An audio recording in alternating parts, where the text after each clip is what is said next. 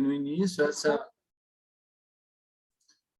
conforme eu falei no início, essa é uma iniciativa da Abbott, mais o grupo Mais 60 Saúde, é o ciclo de discussão clínica, desafios nutricionais no idoso. Hoje é o terceiro dia, nós vamos falar de diabetes mellitus, e eu queria convidar, para começar a falar, o Dr. João Eduardo Salles, que é médico endocrinologista da Faculdade de Ciências Médicas da Santa Casa de São Paulo, diretor-secretário da Sociedade Brasileira de Diabetes 2020-2021. Então, com a palavra, doutor João, fique à vontade para fazer a sua apresentação. Muito obrigado, Fernando. Eu agradeço muito o espaço a mim cedido e também ao Abbott pelo apoio logístico para que esse evento acontecesse, né?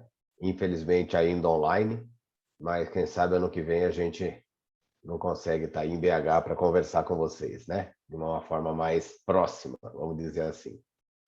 Bom, eu queria agradecer mais uma vez, vai ser um prazer discutir isso com você, Fernando, e com a Marcele, que é muito importante a presença do profissional de nutrição na abordagem do paciente idoso, né? A equipe interdisciplinar, multiprofissional, é extremamente importante no atendimento desse paciente. Vou falar um pouco sobre diabetes e sobre as opções que nós temos do ponto de vista nutricional para o tratamento do diabetes nesses pacientes. Eu vou compartilhar aqui a minha tela.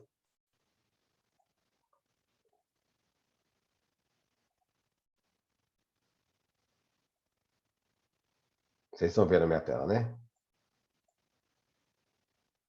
Muito bem.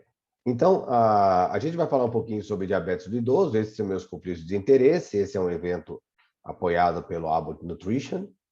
E o envelhecimento, né, e o diabetes mellitus, eles se unem em algum momento, porque assim como o envelhecimento, que pode ser bastante diferente um do outro, né, através das doenças crônicas, da diminuição da capacidade funcional, o diabetes também tem as suas nuances e as suas diferenças entre os vários tipos de diabetes. Há pacientes com diabetes e complicação micro e macrovascular, com hiperglicemia ou hipoglicemia, aqueles que têm perda cognitiva e a sarcopenia, que eu já sei que foi muito bem abordada no evento que vocês já fizeram na semana passada ou retrasada. De qualquer maneira, o aparecimento do diabetes é muito frequente na população idosa. Para vocês terem uma ideia, de cada 11 pessoas entre 20 e 79 anos, uma tem diabetes, mas quando a gente fecha a faixa etária acima dos 65 anos, de cada 5 pessoas, uma vai ter diabetes. Então, é muito prevalente o diabetes na população 60 a mais, né, que é justamente o nome da clínica, o nome do serviço de vocês, que eu achei muito interessante. O envelhecimento, ele favorece, então, de uma maneira ou de outra, né, todos os fatores de risco para diabetes, como a diminuição da atividade física, a obesidade, a inflamação, que diminui a função de célula beta, acelera a resistência insulínica e isso causa o diabetes tipo 2. Então, isso é um processo que acelera todo o processo de envelhecimento e de um envelhecimento não saudável. Acontece que existe um crosstalk, uma conversa muito importante do tecido adiposo, do diabetes e da fragilidade. E isso se dá pela imunossenescência, a menor capacidade do tecido adiposo, né, de responder ao sistema imunológico e, consequentemente, de formar citocinas inflamatórias. E essas citocinas inflamatórias, junto com as células senescentes, elas vão levar diretamente à resistência insulínica e ao declínio funcional, o que leva a diabetes e fragilidade. Então, a esse fenômeno a gente chama de inflammation, e esse inflammation, que pode se iniciar pela obesidade, mas ele vai, com o passar do tempo, levando esse paciente a ter uma disfunção do tecido imunológico, levando a uma maior produção de citocinas inflamatórias, ao estresse oxidativo, à lesão do DNA e ao diabetes e à resistência insulínica. Formando, então, aquilo que vocês já viram, a sarcopenia, que é muito mais prevalente no paciente com diabetes, né? Quando a gente vai dar aula para a população leiga, eu sempre digo que diabetes come músculo, né? E isso sim é um dos grandes problemas no paciente idoso e com diabetes, porque se ele não tiver uma nutrição adequada, você nunca vai conseguir sair desse processo todo do ciclo de envelhecimento, porque ele vai continuar sarcopênico e isso vai piorar ainda mais o diabetes. A boa nutrição, né, e não a restrição nutricional, é extremamente importante no paciente idoso. Eu sempre fico muito apreensivo quando o paciente vem com diabetes, o diabetes está descompensado e, por algumas vezes, o médico discute com o paciente, com a família, se não está na hora de usar insulina. E sempre tem alguém que fala, não, mas deixa que eu vou dar um jeito nele. Quando fala dessa maneira, vocês podem saber, esse paciente vai começar a passar fome. Ele vai começar a diminuir a quantidade de nutrientes e isso vai favorecer rapidamente a piora da sarcopenia, não necessariamente com a melhora do diabetes. Então, há um momento no tratamento que nós temos que esquecer um pouco para que lado vai o processo do uso medicamentoso ou não, de qual medicamento, e focar extremamente na nutrição. E para focar na nutrição, é óbvio, as fórmulas específicas para pacientes com diabetes devem ser pensadas em primeiro lugar. A gente não pode pensar em qualquer fórmula para ajudar na suplementação. Obviamente que a Marcele vai fazer todo um plano alimentar para esse paciente e não é o momento da gente ficar cortando muitos nutrientes para esses pacientes. É o momento da gente tratar o diabetes, seja com o que for, e até nesse momento a insulina é interessante porque ela é anabolizante, mas a suplementação tem que ser feita com fórmulas dedicadas ao paciente. E dessa maneira, uma boa nutrição, a atividade física resistida e a farmacologia adequada vão controlar o diabetes de uma maneira muito melhor. Tá? E no quesito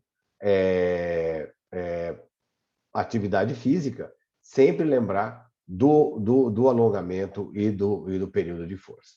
Então, dessa maneira, os objetivos da terapia nutricional para pacientes com diabetes é promover alimentação saudável, alcançar metas de peso corporal, seja no paciente com obesidade para reduzir o peso, ou seja naquele paciente mais magro ou com sarcopenia para melhorar o peso, né? Também faz parte as preferências pessoais e culturais. O cardápio aqui em São Paulo ou aí em BH, ele é muito parecido, né? Porque a gente tem uma culinária muito parecida, né? E manter o prazer de comer e fornecer ferramentas práticas para o paciente idoso. E aí, há algumas, que a Marcele depois vai explicar isso muito melhor, mas sempre lembrar da presença do carboidrato, de como é importante o índice glicêmico e, principalmente, o consumo de proteína, que deve ser entre 1 a 1,5 grama por quilo, tá? É extremamente importante. Obviamente, aqui está até 1,5 miligramas, é 1,5 gramas, mas obviamente que isso deve ser avaliado junto com a função renal do paciente, porque numa taxa de filtração glomerular abaixo de 60, a gente vai precisar de 0,8 gramas por quilo. Clearance acima de 60, 1,5, 1 a 1,5, abaixo de 60, 0,8. Então, essa fórmula específica para diabetes, qual que é a diferença que ela tem em relação à fórmula padrão? A fórmula para diabetes, ela tem composição definida para melhorar o controle glicêmico, a padrão não. Tem um carboidrato modificado, enquanto que a padrão é rica em carboidratos de rápida digestão e alto índice glicêmico. Tem uma gordura mais baseada em gordura monoinsaturada, enquanto que a padrão praticamente não tem gordura. Reduz a necessidade de remédios, sempre se fala isso, um suplemento a mais é um medicamento a menos, né? Enquanto que a padrão pode exigir um controle glicêmico melhor, e a eficácia é muito demonstrada em pacientes com diabetes, enquanto que a padrão é pouco demonstrada em pacientes com diabetes. O impacto dessas fórmulas na resposta glicêmica da hemoglobina glicada variam muito de cada paciente, mas vejam vocês que quando a gente compara o pico de glicemia que esse paciente tem entre os 30 e 90 minutos, comparado bebida padrão e uma fórmula específica para diabetes, vejam vocês que praticamente não há um incremento robusto da glicose, enquanto que a bebida padrão há um incremento robusto da glicose. E isso é muito importante a gente entender e perguntar para o paciente se ele está fazendo uso de alguma fórmula que a gente não saiba, porque esses pacientes acabam indo ao supermercado ou vindo de A ou de B, né? Todo mundo tem uma receita para diabetes, aqui em São Paulo demais, eu sei que em BH também tem várias receitas para diabetes, e sempre vai aparecer alguém com alguma fórmula não desenhada para pacientes com diabetes. Vejam vocês que essas fórmulas, é tão importante o uso dessas fórmulas que, comparado à fórmula padrão e à nutrição para diabetes, a nutrição para diabetes favorece uma perda de peso mais adequada e favorece uma redução da hemoglobina glicada bastante importante. Então, essa redução da hemoglobina glicada e a redução do peso, vejam vocês que chega a 0,8 pontos percentuais da hemoglobina glicada. Quando a gente introduz um medicamento para diabetes, a gente também ganha 0,8 da hemoglobina glicada a menos. Ou seja, se eu estou fazendo uma suplementação adequada, eu posso impedir que esse paciente vá tomar mais algum medicamento de longo prazo. Vejam vocês que, comparando fórmula para diabetes com fórmula padrão, há uma diminuição da gordura corporal, da pressão sistólica, da circunferência de cintura e da pressão arterial e diastólica. Dessa maneira, a gente começa a atingir os endpoints mais importantes para esses pacientes, né? Todas as meta-análises mostraram que os pacientes que usam fórmulas para diabetes têm redução na glicemia pós-prandial, tem redução no maior pico de glicose de quase 30 miligramas por decilitro, tem uma área sobre a curva, né, que é essa área aqui que a gente está vendo, né, de glicose com uma redução importante, e a fórmula padrão para diabetes, vocês podem tentar reduzir a quantidade de insulina em até 54%. Agora, por que será que as fórmulas para diabetes melhoram dessa maneira, já que elas têm a mesma quantidade calórica? Nós já explicamos no momento anterior que essas fórmulas têm um carboidrato diferente. É a maltodestrina modificada, no caso do Glucerna, que eu vou falar daqui a pouco. E dessa maneira, o pico de glicose acaba sendo diferenciado, porque a maltodestrina é resistente à amilase. E essa resistência à amilase faz com que ela percorra todo o trato digestório. E percorrendo todo o trato digestório, há um aumento na secreção do GLP-1. E o GLP-1 é extremamente importante na metabolização da glicose. O GLP-1 é um hormônio secretado lá no íleo, lá embaixo, tá? Sempre quando a gente come. E quanto mais a gente come alimentos que vão percorrer todo o trato digestório, maior é o aumento do GLP-1. Se eu como um alimento ricamente ultraprocessado, que é absorvido logo nas porções iniciais do intestino, não há um aumento do GLP tão importante quanto se a gente percorrer todo o intestino. E o GLP-1, ele é fundamental, ele vai reduzir o apetite e a saciedade, né? Ele vai melhorar a secreção de insulina, bloquear o glucagon e retardar o esvaziamento gástrico.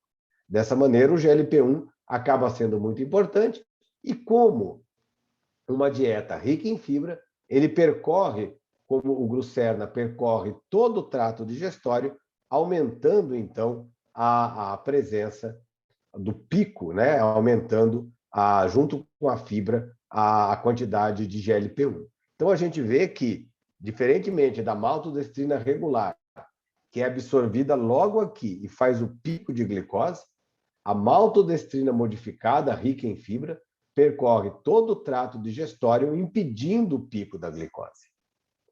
E dessa maneira, percorrendo, além de melhorar o pico de glicose, ainda aumenta a secreção do GLP. Então, nós temos mecanismos duplos. E o terceiro mecanismo é a perda de peso, porque essas dietas são isocalóricas, elas não são hipercalóricas, e isso ajuda na redução do peso, porque aumenta a saciedade.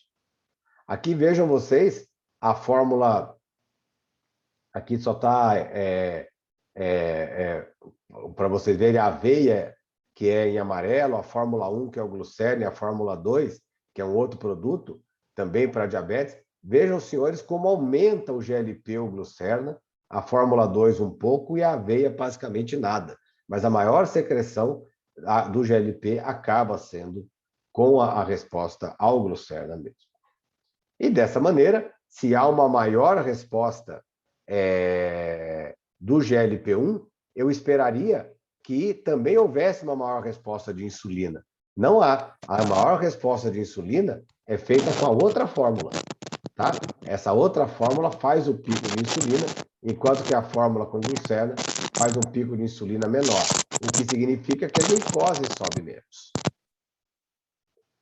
E como é que a gente vai trabalhar essas fórmulas para pacientes com diabetes? Quais seriam, então, os pacientes que poderiam usar essa fórmula? Isso vai depender muito, vai depender de quem é o paciente. E olhando para o paciente idoso, que precisa se alimentar melhor, né? Talvez a gente use isso como uma suplementação, usando no meio da tarde ou à noite, naquela hora do café da tarde. A minha família, do lado da minha mãe, é do sul de Minas, de São Gonçalo do Sapucaí, e eu sei que existe aí a mania, que a minha avó também tinha essa mania, que por sinal é muito boa, do bendito café da tarde, né? Esse café da tarde que vai biscoitão de polvilho, que vai pão de queijo, que vai um bolinho junto com o café. Isso para a glicose é extremamente deletério. De repente, a colocação do glucerna no café da tarde é uma opção muito boa para evitar que esse paciente faça um pico de glicose. Para aqueles pacientes que usam insulina, principalmente na hora de dormir, a insulina bedtime, e você está com medo de hipoglicemia, uma opção é usar o glucerna à noite. Aquele paciente que vai na academia e tem medo de fazer hipoglicemia, ele pode usar o glucerna antes da academia, para impedir a hipoglicemia, porque o carboidrato é de lenta absorção.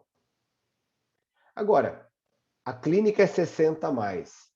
Existem muitos pacientes com mais de 60 anos que têm obesidade, que têm diabetes, têm obesidade, né? E esses pacientes precisam também perder peso. Uma boa ideia seria substituir para esses pacientes, onde a perda de peso é importante, uma refeição por glucerna. O café da manhã, ou o almoço, ou o jantar. A gente pode escolher de acordo, a gente não vai escolher nada, quem escolhe é o paciente, de acordo com os hábitos dele. Dessa maneira, o glucerna, por ter carboidrato de baixo índice glicêmico, com ácidos graxos monoinsaturados e pré-bióticos e fibersol, favorece melhora da glicemia, toda a parte de melhora da dislipidemia e a parte de cardiovascular adequada, e os probióticos. Existem milhões de ideias para como os pré-bióticos e as fibras podem ser úteis, mas eu ainda vejo que a gente precisa de mais estudos, mas não há dúvida que a saúde intestinal e melhora a resposta glicêmica é muito importante. Então, nós podemos utilizar dois tipos de glucerna: o glucerna SR, que tem 10 gramas de proteína e é isocalórico, né, 0,9 calorias por ml, na manutenção do estado nutricional, onde ele vai ter 20% de proteína, tem a fibra probiótica, o carboidrato e lípides. E para aquele idoso mais frágil, onde é importante caloria, né, onde eu possa dar mais caloria para ele, eu tenho o Glucerna 1.5, né, que tem 1,5 calorias por ml, ou seja, ele tem 300 calorias, tem 15 gramas de proteína, tá, e uma quantidade maior de lípides, e dessa maneira a gente pode ajudar muito esse paciente a ganhar massa muscular, a ganhar um pouco de peso, a melhorar todo o catabolismo que o diabetes compensado pode causar. Então, a terapia nutricional é fundamental no controle do diabetes. As dietas específicas são totalmente diferentes das bebidas nutricionais padrão. Melhor controle glicêmico e peso corporal foram alcançadas com as dietas específicas para diabetes, que aumentam o GLP-1, diminui estimula a secreção de insulina e do PYY, que é importante para pacientes para controlar a glicose e o peso. E essas dietas específicas para diabetes fazendo parte de um plano alimentar, pode ajudar muito no controle da glicose, impedindo até que a gente precise lançar mão de novos medicamentos para tratar o diabetes. Era isso que eu gostaria de apresentar para vocês. Desculpe se eu me estendi um pouco, e eu vou parar de compartilhar e passar a palavra, então, ao Fernando, que vai fazer vai falar alguns dados dos pacientes dos 60 mais. Muito obrigado pela atenção de vocês. Muito obrigado, doutor João. Excelente palestra. Eu vou mostrar alguns dados aqui, só para vocês terem uma ideia, para todo o público, né? Pode ir. Está nos assistindo. Pode ir. Vem embora. Vai embora. Parece que tem alguém com o microfone aberto. Vamos tentar. A Ana Carolina vai desligar o microfone. Então, para o pessoal que está nos assistindo, para ter ideia do nosso trabalho na Mais 60 Saúde com diabéticos. São dados simples, são só 4 slides. E deixa eu compartilhar aqui a tela.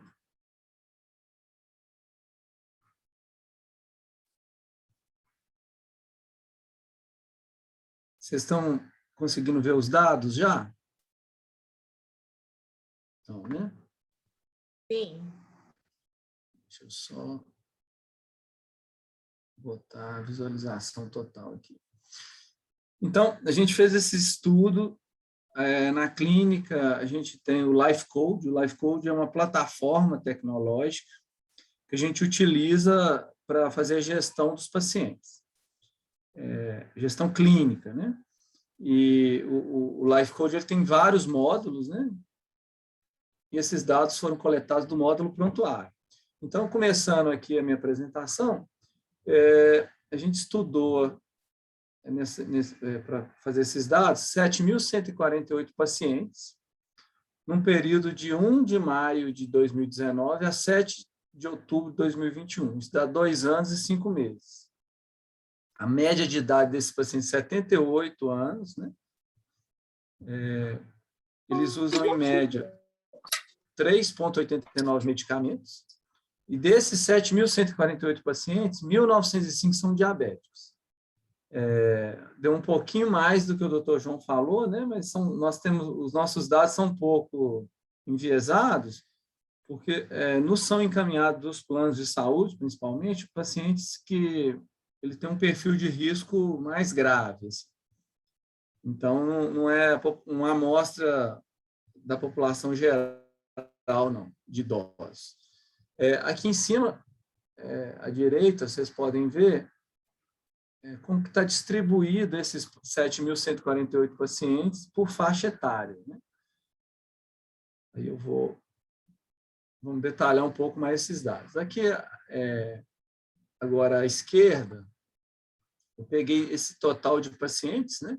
7.148, e dividi por faixa etária quantos são diabéticos e quantos os diabéticos estão em azul mais claro e quantos não são diabéticos.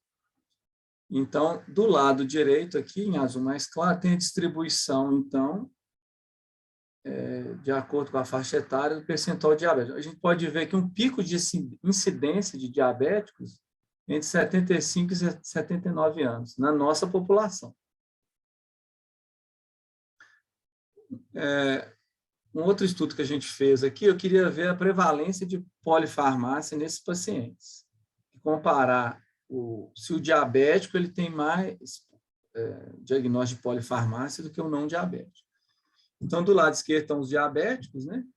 Então, eu tenho 60,9% dos pacientes com polifarmácia. E os não diabéticos, 35,5%. Então, a diferença é gritante, né? Que é um dos cuidados aí da geriatria. E lembrar que a média de medicamentos é 3,89.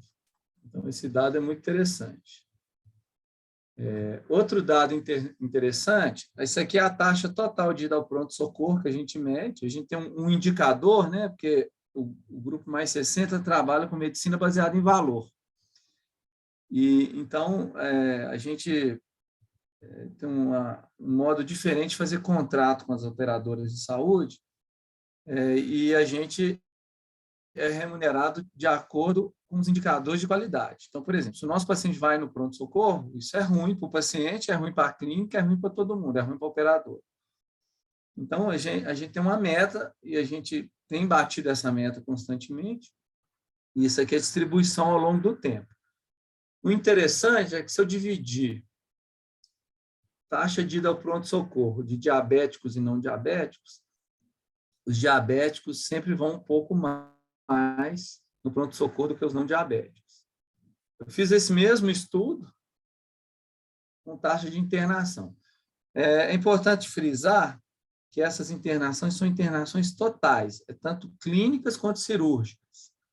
Então, isso aqui, apesar da gente ter pacientes mais idosos, pacientes frágeis, né, pacientes com risco maior para qualquer doença que eles tenham, essa é a taxa geral, tanto clínica quanto cirúrgica.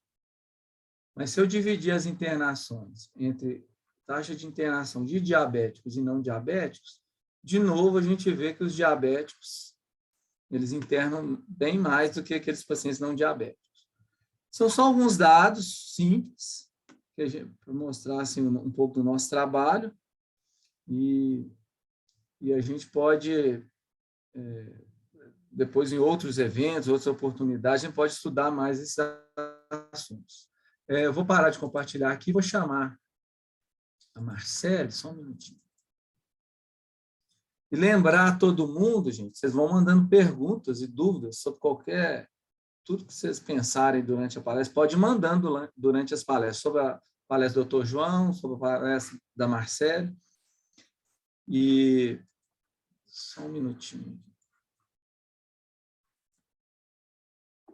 Então, a Marcele Saldanha trabalhou com a gente durante bastante tempo na Mais 60, e ela é nutricionista com especialização em saúde do idoso, mestranda em nutrição clínica experimental na UFMG, e é diretora adjunta da Sociedade Mineira de Tanatologia e Cuidados Paliativos. Então, Marcele, a palavra está com você.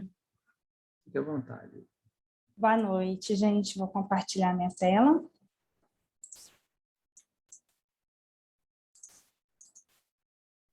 Bom, primeiro eu gostaria de agradecer, né, o convite da Mais 60, da Mais 60 Saber, da Abbott. Falar que é um prazer para mim poder falar sobre diabetes, sobre idoso, né? Apesar do pouco tempo, né? Eu espero conseguir abordar bem o tema. Eu trouxe um caso também para discutir, né? Porque eu acho que trazer um pouquinho da prática, acho que deixa mais claro também para quem está assistindo. E eu espero que vocês aproveitem e façam perguntas, tá?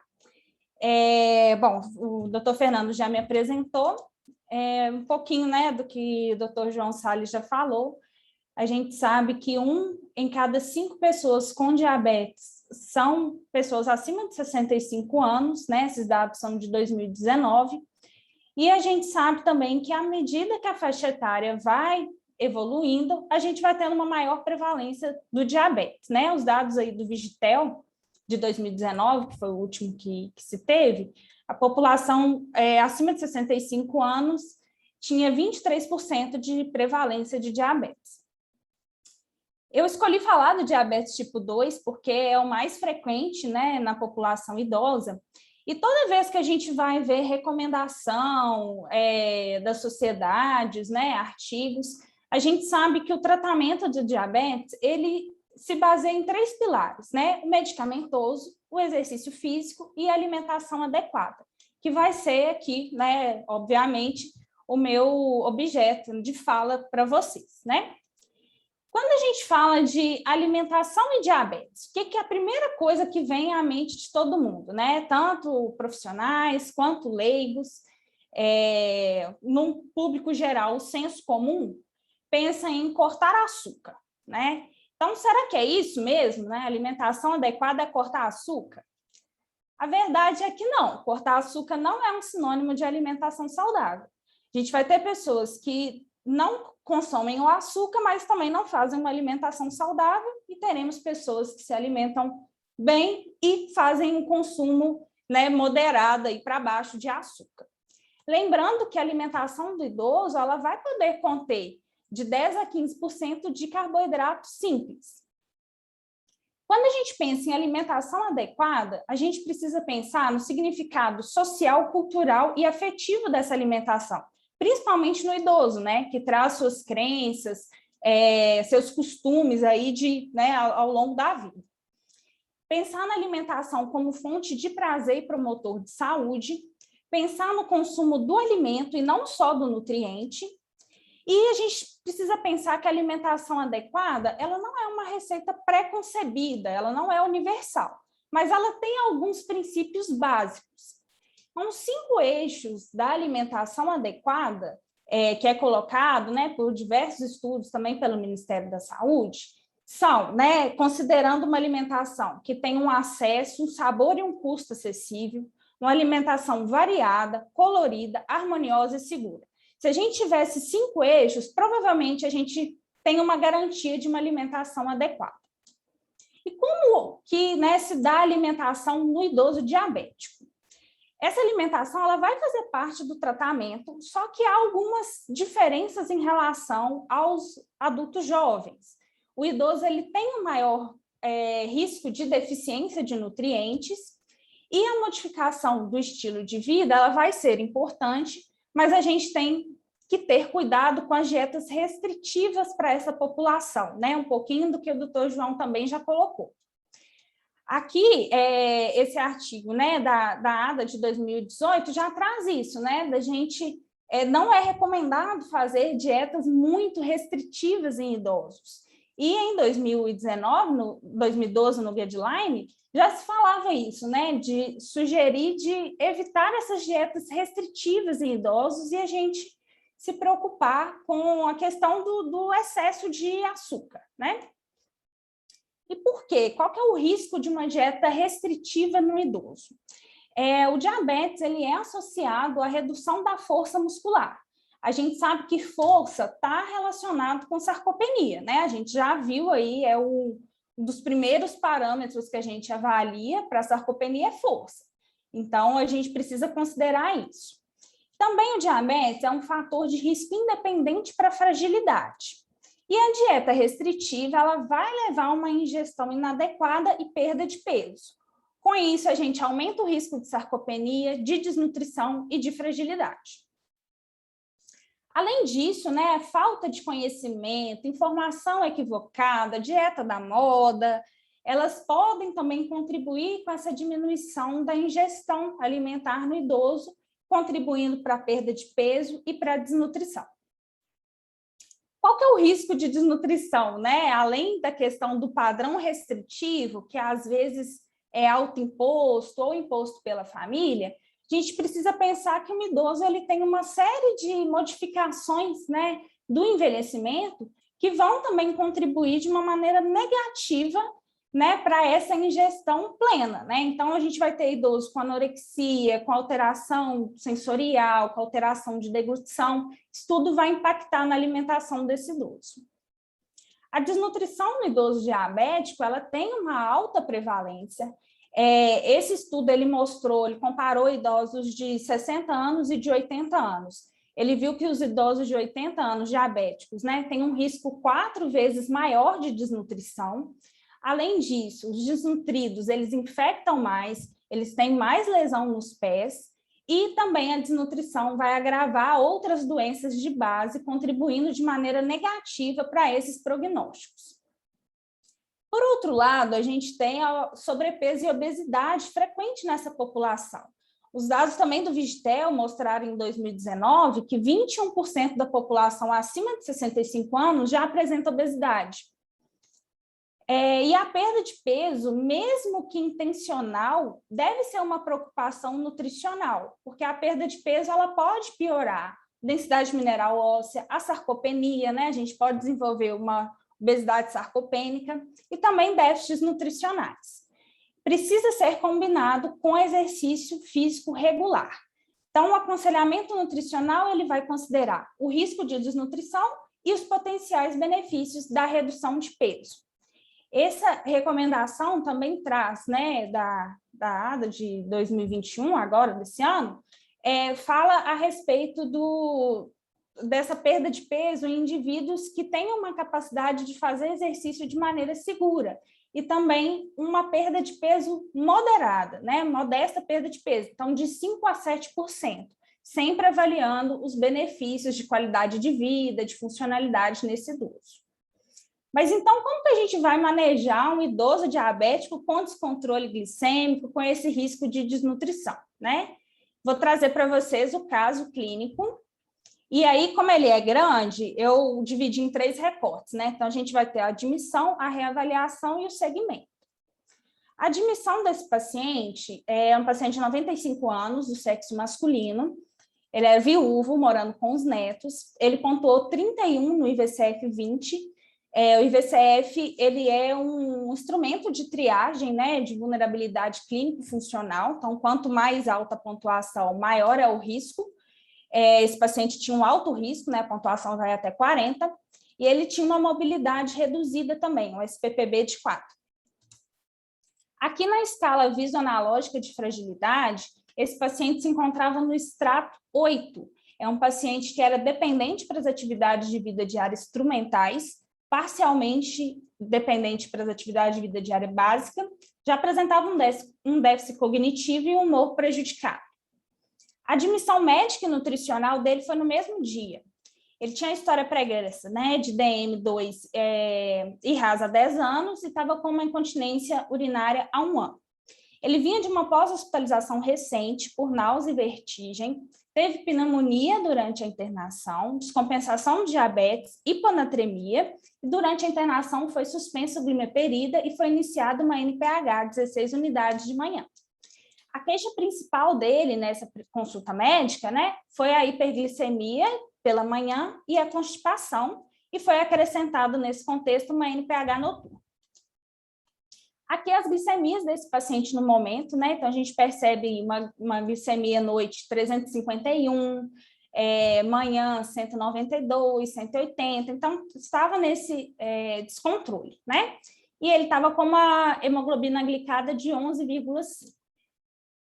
Da avaliação nutricional, esse paciente era sedentário, as constipações, né, eram mais de 10 dias sem evacuar, baixa hidratação, e era um paciente que tinha engasgo, ele era edêntulo, ele fazia uso de dieta pastosa em casa, foi usada dieta pastosa durante a internação, foi dado alta com a dieta livre, e mesmo sem avaliação da fono, mas o paciente tinha dificuldade de fazer essa ingestão de dieta livre.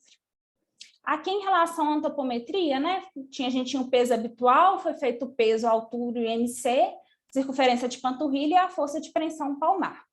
Quando a gente pega esses dados e, né, compara com os pontos de corte que a gente tem, a gente vai ver que, pelo ponto de corte do IMC, é um paciente com peso adequado, pelo ponto de corte de circunferência de panturrilha, é uma circunferência de panturrilha também adequada, e esse paciente apresenta uma baixa força, né, de pressão palmar, aí, de acordo com o consenso de sarcopenia.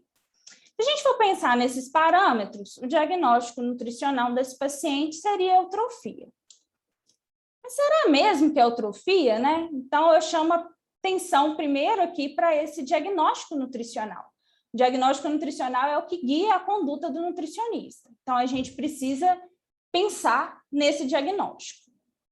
Primeira coisa, o IMC não é um bom preditor, né, num indivíduo idoso. Então, a gente tem esse estudo, ele é um pouco mais antigo, mas eu gosto bastante, assim, da imagem dele, porque eu acho que fica bem claro a gente pensar que um idoso ele tem redução da estatura, um idoso tem alteração da composição corporal, né? Ele tem aumento de gordura, diminuição do músculo, diminuição de água. Então, o IMC ele pode subestimar a composição corporal desse idoso. Outra coisa é um idoso pós-internação. A gente tem esse estudo aí desse ano, né, de 2021, que ele mede, são com idosos com uma média de idade de 79 anos, ele mede um idoso na admissão, na alta, e 1 mês após a alta e 3 meses após a alta. Então, a gente percebe que essa linha vermelha é a linha de massa muscular. Como que essa massa vai sendo diminuída ao longo da internação, ela até aumenta depois, né, mas ela não chega no basal desse idoso da admissão, assim como a força muscular. Então, um idoso que interna, ele perde massa e ele perde força muscular. Pensando nisso, né, no diagnóstico nutricional de um idoso pós-hospitalização, mais um idoso com padrão de dieta pastosa, que tem uma menor densidade nutricional, e uma perda de peso maior que 10%, apesar da gente não saber em quanto tempo, a gente tem, na verdade, um idoso com uma desnutrição, provável sarcopenia e um descontrole glicêmico. Como que foi a avaliação alimentar desse idoso, né? Foi percebida uma monotonia e uma baixa qualidade alimentar, que é muito comum. Às vezes esses idosos, eles comem muitos alimentos ricos em carboidrato e poucos alimentos proteicos, né? Restrição de alimentos pela consistência, então, como ele tinha dificuldade com dieta livre, ele não comia, por exemplo, folhas, né? E baixa quantidade de fibra, justamente por isso também. Aqui eu trouxe a avaliação de macronutrientes pelo recordatório 24 horas desse paciente, e eu chamo atenção aqui para a sobrecarga de carboidrato na hora do almoço, então 50% da ingestão dele estava ali no horário do almoço, e a baixa quantidade proteica, 0,8 gramas por um paciente idoso sarcopênico e diabético, né? Aqui, o percentual, né, estava dando mais ou menos 61% aí do total de carboidrato da dieta. E a gente pensar no idoso diabético, de ingestão alimentar, o estado nutricional e a hidratação vão nortear a nossa intervenção, além de, claro, né, do controle glicêmico. Aqui foi a minha prescrição, minha primeira prescrição, onde eu reduzi, né, a sobrecarga de carboidrato no almoço e aumentei o aporte proteico. Aqui só para vocês verem como que ficou essa distribuição, né? Então foi para 54. Como que essas recomendações nutricionais no indivíduo idoso? Essa revisão também da Nutrient do ano passado, ela mostra, é bem interessante essa revisão, ela mostra como que nosso pensamento ele vai mudando à medida que a idade vai se avançando, né? Então, no idoso mais velho, né, mais longevo, como é o caso desse estudo de caso, a gente se preocupa muito da prevenção da fragilidade. Então, a gente vai pensar em quantidade calórica, proteica, na diversidade da dieta, né, na questão da qualidade de vida também nesse idoso, que a gente sabe que é um idoso de alto risco de fragilidade. Se as necessidades dele não forem atendidas, a gente pode pensar em refeições pequenas, refeições frequentes, fortificação do alimento, mudança de textura e suplementação. Mas vai seguir os princípios de orientações gerais da geriatria. Então, em relação à energia, ele é colocado, né, dieta de normo a hipocalórica se for um idoso com excesso de peso e obeso, mas levando em consideração aquilo que eu falei, né, de pesar o risco-benefício. E, importante, né, não usar dieta hipocalórica excessiva, porque senão a gente compromete o estado nutricional desse idoso. Para mulheres é colocado acima de 1.300, 1.400 e para homem 1.500, 1.600. Em relação a carboidrato, né, eu trouxe 3 recomendações, da Braskem, da SBD e da Espen, que vai de 55% a 60%, e a Braskem e a SBD coloca que pode ser de 10% a 15% de carboidrato simples. Além da questão da quantidade, a gente precisa pensar em qualidade do carboidrato. Então, a gente tem esse índice, esse conceito, né, de índice glicêmico, carga glicêmica. O índice glicêmico ele é a estimativa do impacto do carboidrato do alimento na concentração de glicose. Então, é a área sobre a curva de um alimento teste sobre um alimento padrão, né, que geralmente é glicose ou pão, vezes 100. No entanto, vários fatores interferem no índice glicêmico dos alimentos, aumentando ou diminuindo esse índice, né? Então, até a forma com que o alimento foi cozido, né, isso vai interferir, se tem fibra, se não tem fibra. Então, essa medida de índice glicêmico, às vezes, ela fica um pouco equivocada. E aí a gente tem o conceito de carga glicêmica, que vai quantificar o efeito total do carboidrato sobre a glicose plasmática. Então, o que é a carga glicêmica? É o índice glicêmico versus a quantidade de vezes, né, a quantidade de carboidrato dividido por 100. E aí, um exemplo clássico que a gente tem é a melancia, né? Muitas vezes os pacientes chegam falando que não comem melancia porque tem um índice glicêmico alto. Realmente, o índice glicêmico da melancia é 80%. Mas quando a gente faz a conta e vê que em uma fatia, né, de melancia de 120 gramas, a gente tem 6 gramas de carboidrato, quando a gente faz a continha, é um alimento de baixa carga glicêmica. Então, na verdade, há muitas controvérsias, né, sobre o uso desses termos, mas a carga glicêmica parece ser mais útil do que, né, o índice glicêmico puramente, né? Mas ainda há alguns desafios aí em relação a isso. No entanto, pode trazer algum benefício adicional se pensar nisso. Além disso, né, o doutor João também falou muito bem sobre a questão das fibras, e a gente tem as fibras solúveis e as fibras insolúveis, com uma recomendação aí de 25 a 30 gramas ou 20 gramas por 1.000 quilocalorias. Pensando mais em fibra solúvel, né, é uma fibra que modula a resposta glicêmica pós-prandial, porque ela retarda o esvaziamento gástrico. Em alguns estudos mostram o aumento da captação periférica de glicose, e aí a gente tem as fontes de fibra. Esse estudo é um estudo de intervenção, que ele usa fibra solúvel, ele usa psílio, por 8 semanas. E aí ele compara, né, o controle e intervenção, e a gente vê que os indivíduos que usaram a fibra por 8 semanas, eles tiveram redução da glicemia de jejum e também da hemoglobina glicada. A gente tem várias fontes de fibras solúveis, né? Aveia, feijão, maçã, cenoura, psílio. E a gente lembrar lá do nosso paciente que fazia uso de dieta pastosa, que é uma dieta com baixo aporte de fibra. A proteína, a gente já falou também, o doutor João já falou, mas um paciente com diabetes, sarcopenia, pensar de 1,2 para cima, sempre observando a função renal, né? Em relação à hidratação, vai seguir, né, as mesmas recomendações de geriatria, no mínimo 2 litros, né, seria uma média, pensando em variedade de bebidas também. Às vezes o idoso tem dificuldade de beber água, mas outros líquidos vai com facilidade. Então, a gente pode utilizar outros tipos de bebidas também com essa população. Em relação à vitamina e mineral, a gente sabe que a vitamina B12 ela é diminuída em paciente que usa metformina, e a vitamina D, apesar de se discutir muito, né, de saber da importância dela no diabetes, a recomendação é que suplemente só se houver deficiência. E outros minerais, né, como cromo, selênio e zinco, são os mais estudados para diabetes. No entanto, não há uma recomendação para fazer uma suplementação de micronutriente num paciente que não tem uma deficiência comprovada, nem de vitamina, nem de mineral, né? Voltando lá para o caso, qual que foi as condutas, né, pós-avaliação daquele paciente? Então, a sobrecarga de carboidrato, aumento do aporte hídrico, aumento das fibras, coquetel laxativo. Eu regredi a consistência, encaminhei para a fono e foi encaminhado também pela físio, para a físio pela médica.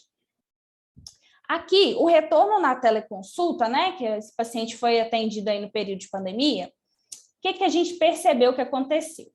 A glicada dele foi para 10,6, né? Então estava em melhora. Teve uma melhora das glicemias pós-prandiais, mas teve uma tendência à hipoglicemia de jejum. Lembrando que foi incluída, né, uma insulina noturna para esse paciente. E aí a gente precisa reavaliar a nossa conduta nutricional, né?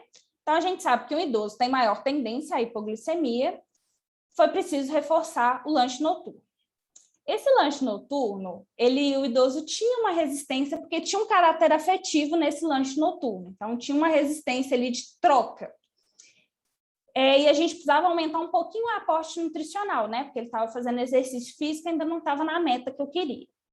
Então, foi optado por fazer uma suplementação noturna, usado um suplemento em pó, adaptado para o paciente diabético, e eu adaptei também a esse lanche que ele já fazia. Então, não troquei o lanche dele, eu fiz uma adaptação. E os suplementos, né, eles vão poder ser considerados no contexto de uma alimentação adequada, porque não adianta sair suplementando tudo se aquela alimentação não tem fibra, não tem proteína, né, não tem outros tipos de nutrientes, minerais, antioxidantes, tudo mais. Então, a gente precisa pensar na alimentação como um todo. Ao longo do acompanhamento, foi feita uma desmistificação da alimentação, que é muitas vezes o que a gente faz para esse paciente, que vem com os preconceitos lá, né? Que não pode comer nada debaixo da terra, que não pode comer banana, não pode comer fruta doce, né? E ao longo do acompanhamento também a médica suspendeu a insulina noturna e a fono conseguiu trabalhar com ele para a consistência de dieta livre. Então, ao longo do acompanhamento, as glicemias dele se mantiveram mais ou menos assim, né? Então, estavam bem mais controladinhos. Ele teve uma melhora, assim, geral, global, e também da alimentação, e aí eu suspendi o suplemento, porque também a gente tem que pensar nisso, né? Não vai ser todo idoso que a gente vai usar o suplemento para o resto da vida, né? E às vezes não é esse mesmo objetivo. O objetivo é estabilizar ali no momento pós uma internação, né? No momento mais agudo, e depois que a pessoa recupera, a gente consegue fazer a suspensão. Por isso é importante acompanhar, né? E a família também foi muito importante, porque eles anotavam muito certinho. E foi feita correção da glicemia, né? Quando ele comia alguma coisa diferente. Só para vocês terem ideia, em 1 ano de acompanhamento, ele comeu um sanduíche e um cachorro-quente. Então, assim, isso é algo importante de ser falado, porque foi um momento que ele estava com os netos ali partilhando daquela refeição. Se a gente começa a restringir muita coisa para esse idoso, ele para também de socializar. E aí a gente pode piorar uma depressão, né? E até a questão cognitiva também. E para finalizar aqui, né, atualmente, como que esse idoso está. Então, esses são os últimos exames dele, as últimas glicemias, né, a última glicada dele de 8. Ele teve uma melhora no SPPB, né, ele teve melhora no equilíbrio, manutenção da alimentação sugerida e a gente conseguiu regularizar o funcionamento intestinal. Então, foram intervenções positivas, né. Aqui, só para lembrar, né, que as metas são diferentes no idoso mais idoso, mais frágil, né? Então, isso a gente precisa pensar que um idoso com 60 anos robusto é de um jeito, um idoso de 95 anos frágil vai ser de outro jeito, então individualizar a conduta é importante. E como considerações finais, eu trago que é importante reconhecer o idoso e o diagnóstico nutricional, por isso que eu trouxe isso lá no começo, né? Porque um diagnóstico nutricional feito de maneira errada, vai o resto da terapia todo errado. Pensar que não se resolve na primeira consulta, então na primeira consulta a gente começa a arrumar, mas é importante o acompanhamento para a gente ir ajustando. Respeitar o costume do paciente, mas isso não impede da gente fazer a adequação alimentar. Pensar nas dietas individualizadas, porque elas vão melhorar o diagnóstico nutricional e a glicemia e a qualidade de vida dos idosos. E a equipe interdisciplinar é importante o médico, o nutricionista, a fono, o físio, né? Às vezes psicologia, então pensar nessa equipe de uma maneira ampla.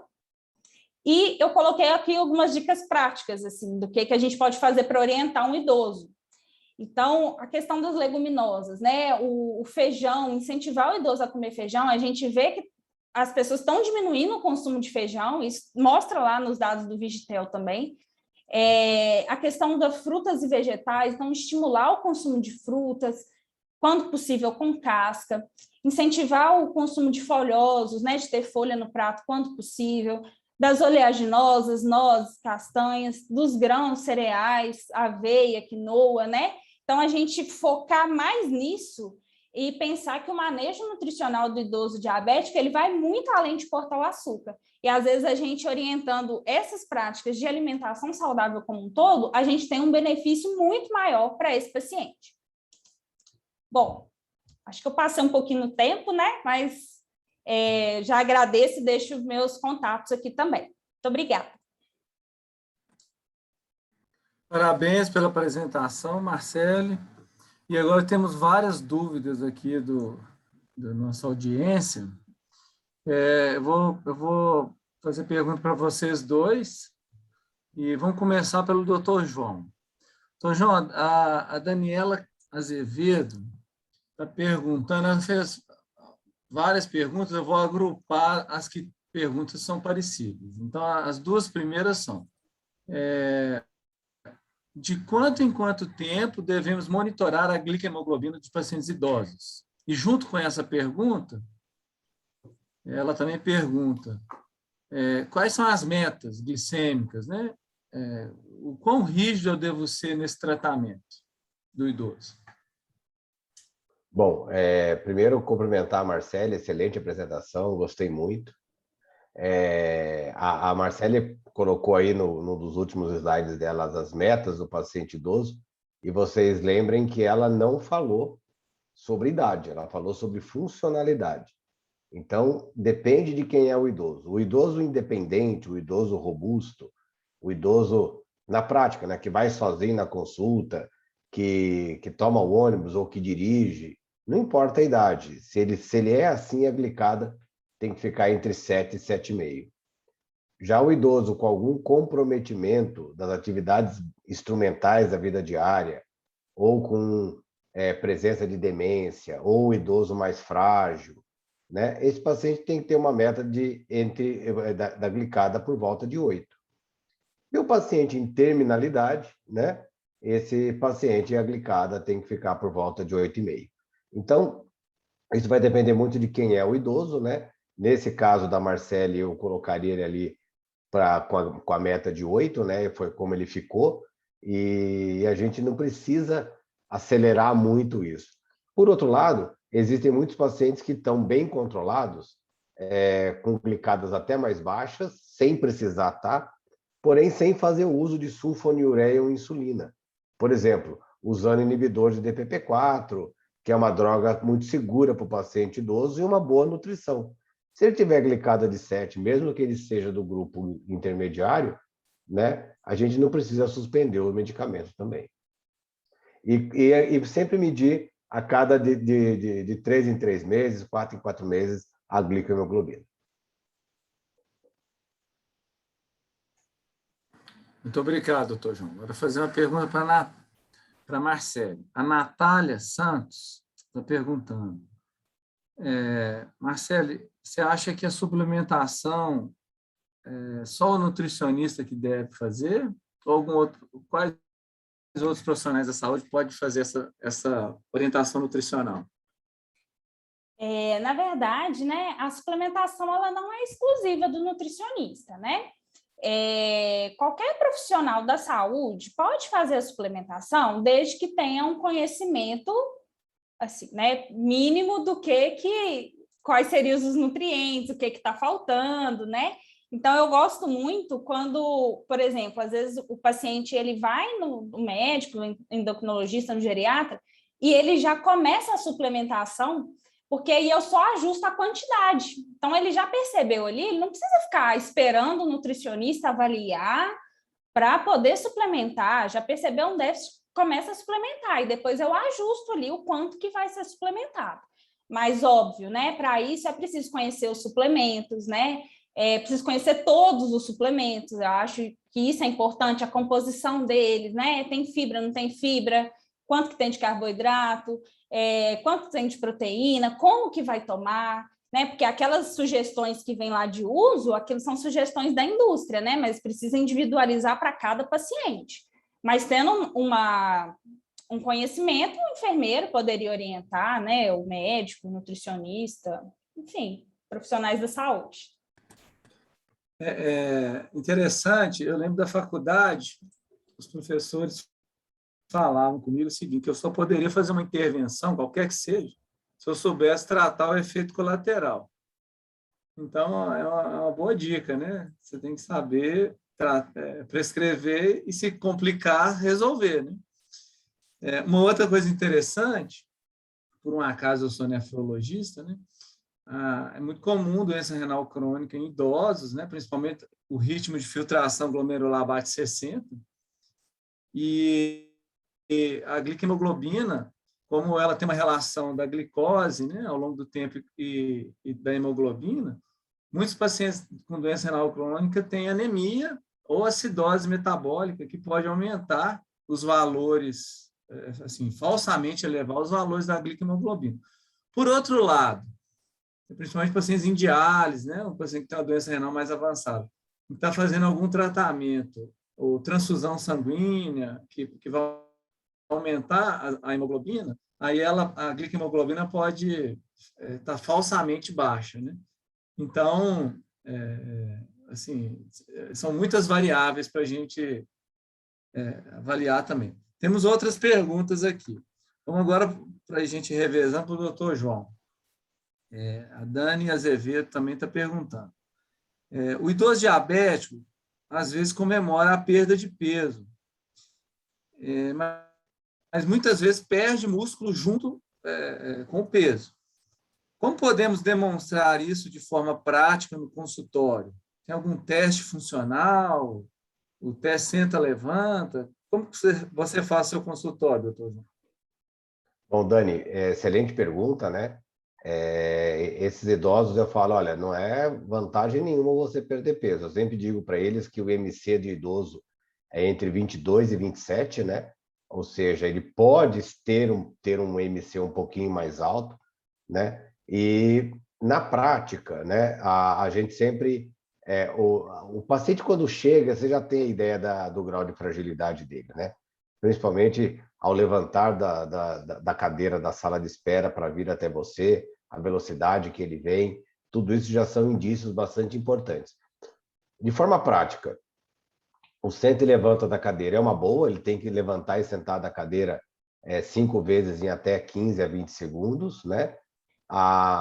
O teste de velocidade de marcha é uma boa opção também, né? Mas, na prática, a circunferência de panturrilha, como a Marcele muito bem explicou, né? E a aplicação do SARC-F. Eu gosto do SARC-F porque ele tem um questionário, se você colocar no Google agora SARC-F, né? Ele tem o SARC-F e o SARC-F adicionado à circunferência da panturrilha, porque daí já te dá uma ideia de quanto de sarcopenia esse paciente pode ter. Então, na prática, senta e levanta é uma boa opção, circunferência de panturrilha e o SARC-F.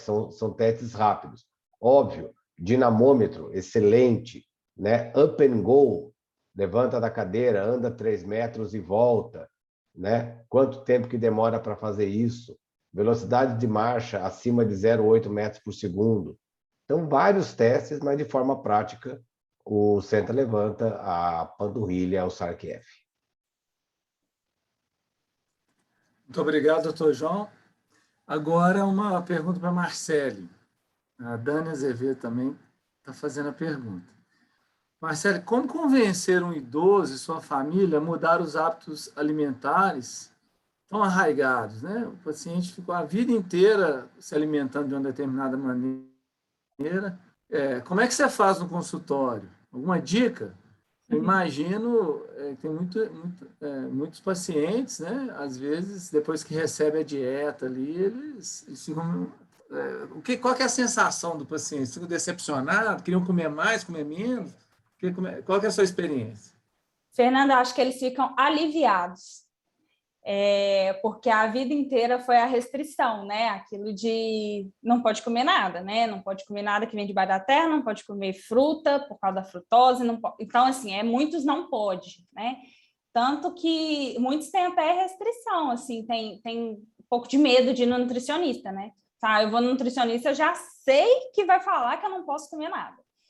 E, na verdade, é o contrário. Hoje eu percebo, assim, na minha prática, né? Já tem aí uns 6 anos quase que eu trabalho só com idoso, e eu vejo que meu trabalho é mais de tirar o mito do que de, né, de colocar, assim.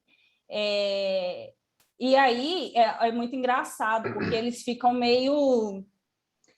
Não sei, assim, acho que eles ficam na expectativa que a gente vai tirar tudo, na verdade a gente não tira, eu acho que eles ficam bem felizes, assim. E a questão da dica, né, igual uma dica clássica que eu coloco, assim, é a questão do ovo, que antigamente o ovo não podia, né, assim, era que tem até umas orientações aí de só pode comer ovo 2 vezes por semana. E hoje em dia, todo mundo sabe, né, que não tem aquela relação com colesterol e tudo mais.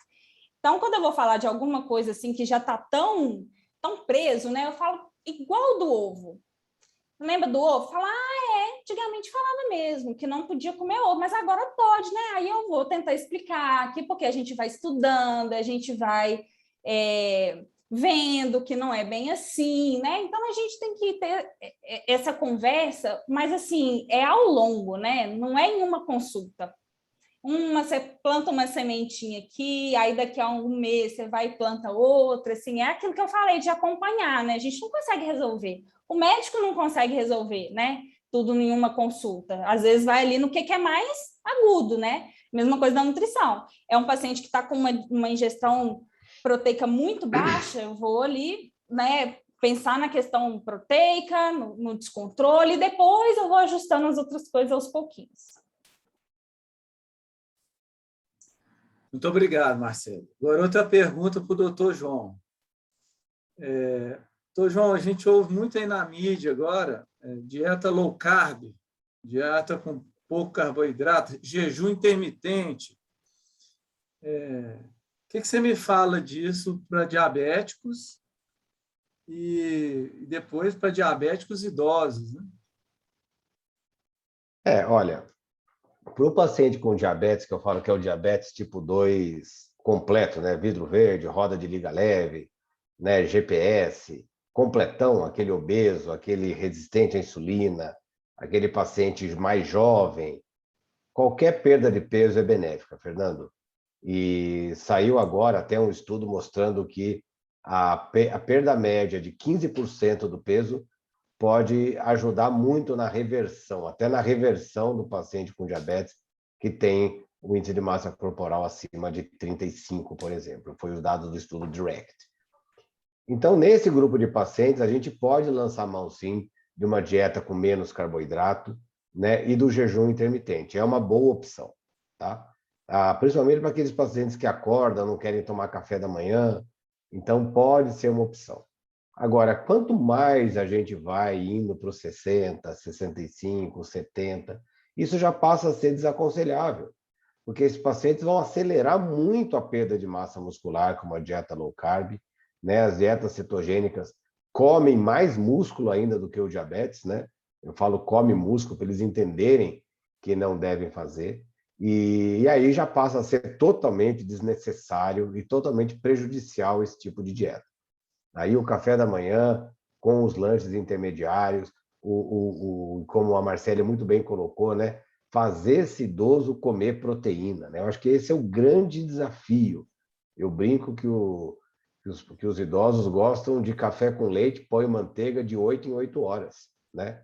Se deixar é só isso, porque é difícil fazer proteína, é difícil a cocção da proteína, não é uma coisa fácil, é caro, a gente tem que levar isso em consideração, né? Eu que trabalho na Santa Casa de São Paulo com pacientes muito pobres, a gente vê como é difícil. Então, se vai para os 60 a mais, eu acho que a low carb e o jejum intermitente já não tem nenhuma ação.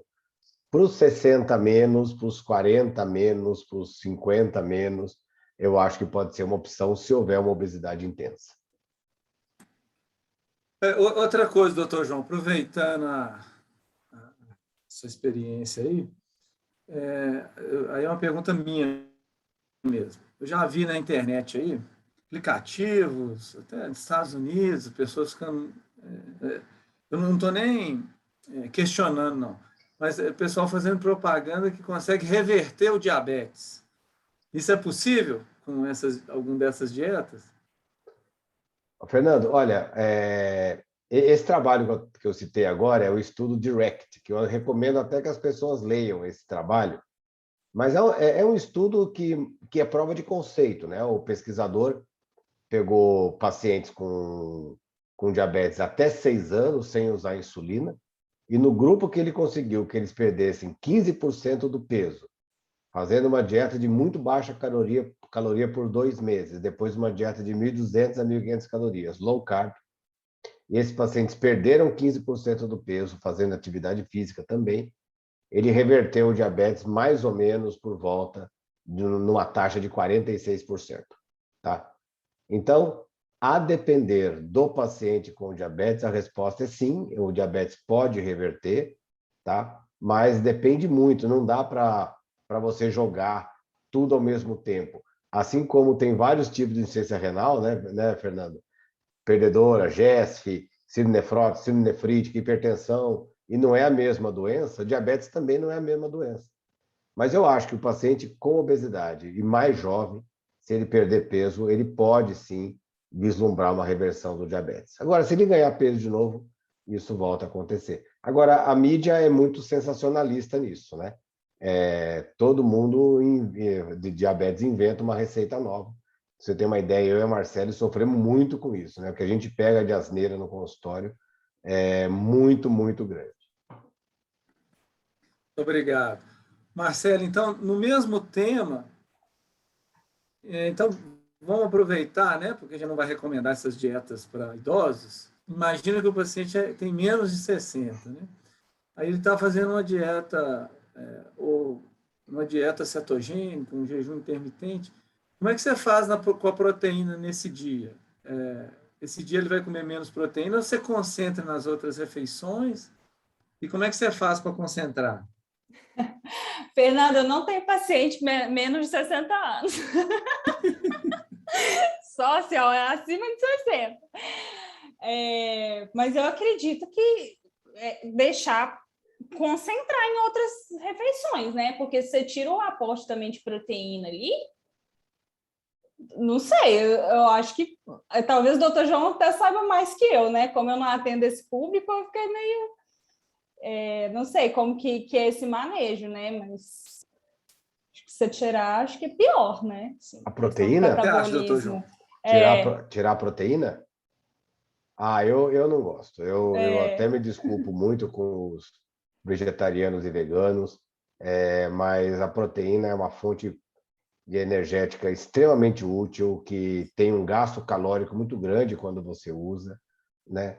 E ela precisa fazer parte da ingestão. Então, os vegetarianos, o uso do ovo é uma opção, do ovo, do queijo, né? Que em Minas é maravilhoso. Pode ser uma opção boa para substituir, mas eu não gosto, e nem todos os trabalhos que fizeram dietas tirando proteína e aumentando o carboidrato, mesmo em baixa caloria, se deram mal. O reganho de peso foi muito rápido. Então, eu acredito que uma dieta balanceada, mas com proteína, seja mais interessante. Gente, nós estamos chegando ao final do evento, então eu queria fazer alguns lembretes aqui. Tem um formulário aí de avaliação do evento, gostaria que todos preenchessem, por favor. Lembrar do canal do YouTube, o nosso canal é novo, Mais 60 Saber, peço que todos sigam lá o nosso canal e ativem o sininho para vocês ficarem recebendo as novidades. E esse evento vai estar lá para a gente divulgue para os amigos, convidem para o canal. E eu queria, para finalizar, uma última palavra, tanto do Dr. João quanto da Marcélia, e para o profissional de saúde que lida aí com o paciente idoso. O que vocês acham, assim, 2, 3 palavras, que é o mais importante no cuidado do paciente idoso? Pode começar, doutor João. Não, primeiro as damas, a Marcele. Bom, o que mais me preocupa, assim, é realmente a questão de restrição, né? Então, acho que é o que a gente evitar, né? A gente evitar a iatrogenia. Então, a gente evitar ali de ficar fazendo restrição nesse idoso quando não é necessário. pegar no pé da proteína, porque vai estar baixa, certamente vai estar baixa, principalmente se esse idoso come uma dieta pastosa, né? Então, esses são de altíssimo risco. E pensar no idoso como um todo, né? Além da questão da idade, né? Vai muito além da idade, apesar dela ser um fator de risco de fragilidade, a gente sabe que tem aí uma série de outras coisas, né? Então, reconhecer o idoso, recomendar proteína e recomendar porque ele coma alimentos mais naturais, menos alimentos processados. Eu acho que já vai, sim, adiantar bastante para quando esse idoso chegar lá no nutricionista. Bom, a nutrição do idoso é fundamental, né? E para nós que não somos profissionais da nutrição, o uso das fórmulas acaba sendo uma mão na roda, porque facilita a nossa prescrição até chegar numa pessoa competente como a Marcele. Então, eu acho que essas fórmulas podem ser usadas em intervalos das refeições, na hora de dormir, como a Marcele fez no caso clínico, para evitar hipoglicemia, e que são fontes muito adequadas de proteína, de um carboidrato bom, de gordura boa e de fibras. E nesse quesito, a nutracêutica, né? Quer dizer, ela é melhor do que a farmacêutica para que a gente possa usar uma ferramenta para tratar o paciente com diabetes e idoso que não tem efeito colateral, né? Você não tem efeito colateral com isso e você tem uma eficácia muito grande. Então, olhar o paciente como um todo, olhar a proteína dele, como a Marcele muito bem disse, e aprender a manejar bem os suplementos desenhados para pessoas com diabetes é de vital importância para mim e para o médico. Muito obrigado a todos da audiência, muito obrigado a Marcelo, doutor João, e que possamos fazer novos eventos. O pessoal já está agradecendo aqui, falando que o evento foi excelente, várias mensagens. E se você que está na audiência tiver mais dúvidas, né, e que não deu tempo de perguntar, pode mandar aí um direct no Instagram, pode mandar uma mensagem para nós, que a gente responde. E eu queria pedir, vocês que citaram, tanto a Marcele quanto o doutor João, se tiver algum artigo, algum link, depois manda para a gente, que a gente compartilhar com o pessoal. Ok, muito obrigado a todos. Muito obrigado, boa gente. noite. Boa noite. Boa noite.